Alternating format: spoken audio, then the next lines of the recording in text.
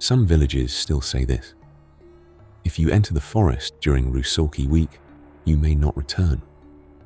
Not because you get lost, but because someone calls you. This story is not fiction. It was passed down orally, from village to village, from one voice to another.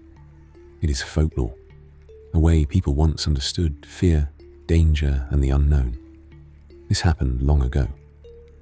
At the beginning of the last century, my grandfather told me this story himself. At that time, he served in the army. Not for 1 year, not for 2, but for 6 years.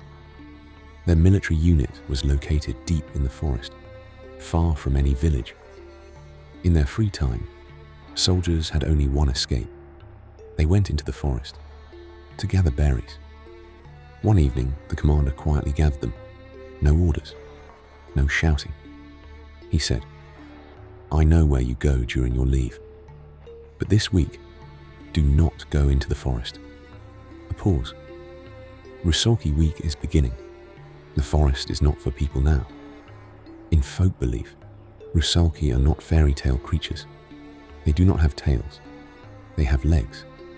They live in water during winter and come out onto land during early summer. People avoided rivers, avoided fields, and avoided forest because Rusalky were believed to be dangerous, but youth rarely listens to warnings. During the next leave, they went into the forest again. It was summer. The sun stood directly overhead. At first, they were cautious, then relaxed. There were berries everywhere. The forest felt peaceful. They walked deeper. They reached a clearing. Young women were dancing there, barefoot, long white shirts, flowers woven into their hair. Their singing filled the air. One of the women stepped toward them, and only then they noticed something wrong. Her feet did not touch the ground.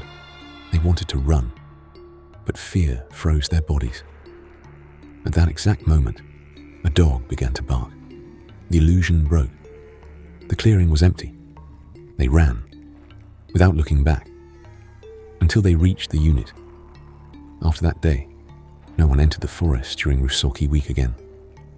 My grandfather always said, maybe it was not what we thought, but some things are better not tested. In villages, people still remember certain days when the forest should be avoided, because folklore is not just stories, it is memory.